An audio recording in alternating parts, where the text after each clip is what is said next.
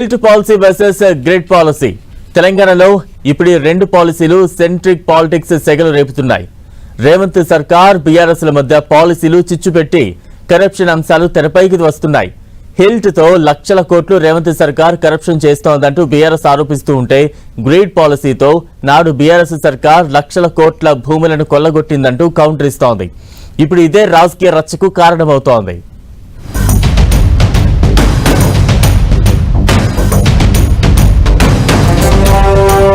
తెలంగాణలో భూమి విధానాలు వివాదాలుగా మారుతున్నాయి. పారిశ్రామిక వాడల తరలింపునకు ప్రభుత్వాలు అనుసరిస్తున్న విధానాలు ఇప్పుడు వివాదాస్పదంగా మారుతున్నాయి. నాడు బీఆర్ఎస్ ప్రభుత్వం, నేటి కాంగ్రెస్ సర్కార్ అనుసరించిన పాలసీలు సెంట్రిక్ గా మారి రేవంత్ సర్కార్ వర్సెస్ బీఆర్ఎస్ ల మధ్య పచ్చగడ్డి వేస్తే భగ్గుమంటోంది.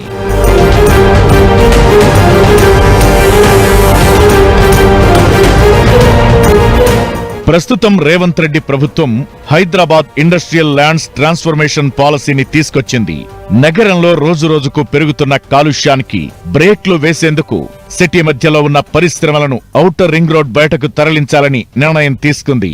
దీనికోసం తీసుకొచ్చిన హిల్ట్ పాలసీ విధానం ద్వారా 9,292 ఎకరాల ప్రధాన ఇండస్ట్రియల్ భూముల కన్వర్షన్ కు అనుమతిచ్చింది. ప్రస్తుతం ఫ్యాక్టరీలుగా ఉన్న భూములకు హిల్ట్ పాలసీతో మల్టీయూజ్ జోన్లుగా మార్చడానికి అనుమతిచ్చింది. అయితే భూముల కన్వర్షన్ వెనుక భూదందా జరిగిందని బీఆర్ఎస్ ఆరోపిస్తోంది.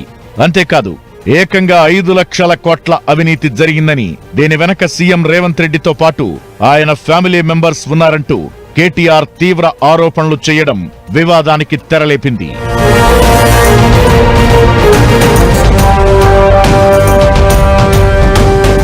కేటీఆర్ ఆరోపణలపై ఫైర్ అవుతోంది రేవంత్ సర్కార్.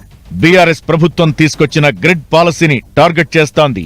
నాడు బీఆర్ఎస్ ప్రభుత్వం ప్రవేశపెట్టిన గ్రోత్ ఇన్ డిస్పర్షన్ పాలసీ ప్రకారం పలుచోట్ల ఇండస్ట్రియల్ భూములను ఇతర ఉపయోగాలకు మార్చడానికి అనుమతిచ్చింది.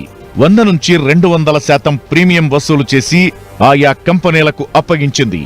ఈ అప్పగింతలో వేల కోట్ల విలువైన భూములు కేటీఆర్ బినామీలకు కట్టబెట్టారని ఆరోపిస్తోంది రేవంత్ సర్కార్.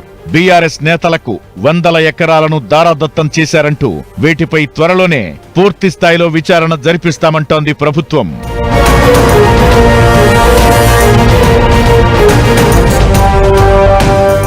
మొత్తానికి నాటి గ్రిడ్ పాలసీ, నేటి హిల్ట్ పాలసీల చుట్టూ కరప్షన్ హై వోల్టేజ్ కరెంటు తీగలా మారడంతో రేవంత్ సర్కార్ బీఆర్ఎస్ ల మధ్య మరోసారి అగ్గిరాజుకుంది.